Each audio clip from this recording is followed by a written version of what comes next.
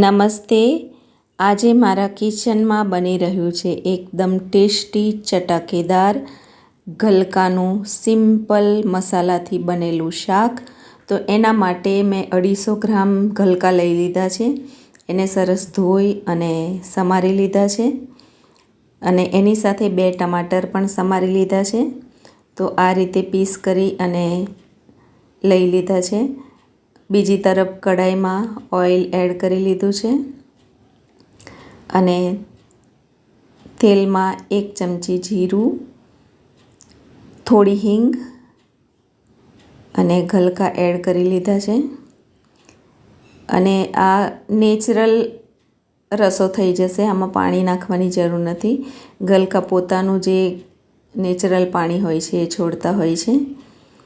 અને જો રસો ના જોઈતો હોય તો એને વધારે ગેસ ચાલુ રાખી અને રસાને બાળી પણ શકીએ છીએ અને કોરું શાક પણ બનાવી શકીએ છીએ. પણ આજે હું રસાવાળું શાક બનાવું છું કે જે ખીચડી સાથે આપણે ખાઈ શકાય. 2 ટમાટર એડ કરી દીધા છે સમારીને અને એને સરસ આપણે મિક્સ કરી લીધા છે. આદુ મરચાંની પેસ્ટ એડ કરી લીધી છે. એને પણ આપણે સરસ મિક્સ કરી લીધું છે અને હવે એને ધીમા તાપે આપણે 5-7 મિનિટ સુધી ગેસ ચાલુ રાખવાનો છે. અને હવે જોઈશું તો ગલકા કેટલું બધું પાણી છોડ્યું છે, એટલે આપણે પાણી એડ કરવાની જરૂરત જ નથી. એનું કુદરતી પાણી હોય છે એ જ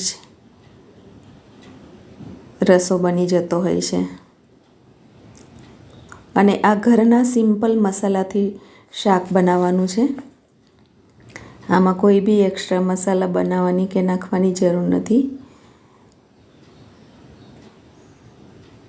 અને દોસ્તો, તમે મારી ચેનલ પર નવા હોય તો મારી ચેનલને સપોર્ટ કરજો સબસ્ક્રાઈબ કરીને, અને મારા વિડીયોને લાઈક, કોમેન્ટ, શેર કરજો. અને તમે પણ આ રીતે ગલકાનું એકદમ સિમ્પલ ફટાફટ બની જતું શાક બનાવજો. અત્યારે ગલકા સારા એવા માર્કેટમાં મળી રહ્યા છે.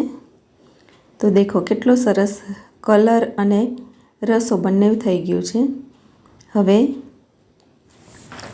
ધાણા એડ કરી લીધા છે અને એમાં મરચું, ધાણા, જીરું અને થોડો ગરમ મસાલો એ પણ એડ કરી દીધો હતો. તો આ રીતે બની અને તૈયાર છે એકદમ ટેસ્ટી ગલકાનું રસેદાર મજેદાર શાક. તો આ રીતે પીરસી દીધું છે. અને મારો પૂરો વિડીયો દેખ્યો એ બદલ તમારો ધન્યવાદ.